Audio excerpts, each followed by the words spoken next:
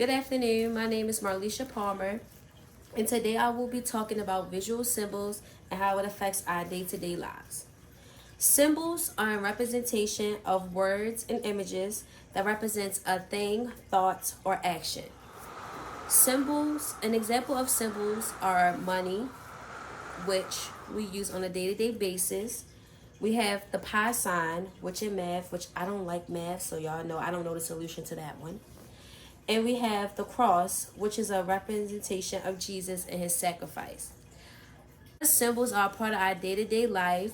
We sometimes take advantage of symbols, not really paying attention to them. For example, we have red lights, we have green lights, we have stop signs, we have crosswalks. We have a lot of things that helps us function through our daily lives, which we sometimes can take advantage of and not recognize the importance of each role. A visual symbol is symbols such as pictures, images, objects, and actions. Some people use their appearance as a symbol. For example, you have people who are in the law major professions, you have health professions. Their business attire may be different from someone like me who will wear casual attire. We have people even at work. When you see someone dressed in a uniform, you know that their visual symbol shows you that they're a person that works here. Also, the U.S. flag, it represents independence, which is a symbol, sorry. It represents independence, freedom. And for other countries, when they see our flag, they look at it as a new start and opportunity. I'm going to be interviewing Pastor Jordan, which is my big brother, and I'm going to ask him about symbolism and how it affects his life. Hello, Pastor Jordan.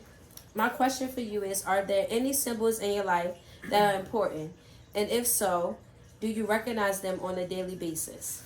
Well, the first one you already talked about. You talked about the cross, right? And as a Christian, that is the main symbol that we recognize as our religion and as our faith is the cross. Obviously, I have one on my neck, and that's a symbol of my faith, that we recognize the sacrifice that Jesus made. But just because I have this symbol doesn't mean that I worship it. So what I'm going to talk about is worship in the aspect of symbolism.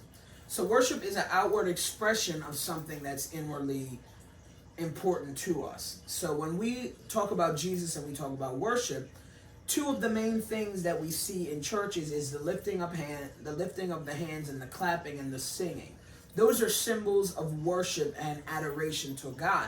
But I'm going to go a little deeper for what I believe as a symbol of not just what we do, but who we are and how we operate. So Matthew 25 is a scripture where Jesus was talking about, he said, when I was hungry, you fed me. When I was thirsty, you gave me a drink. When I was naked, you clothed me.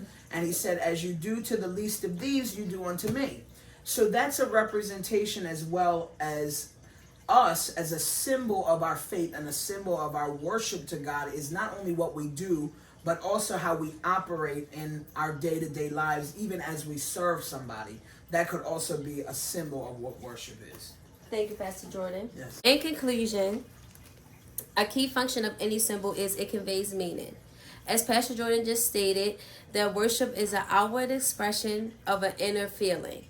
And as I stated throughout the video, symbols are everywhere, whether it be verbal, visual, they are everywhere.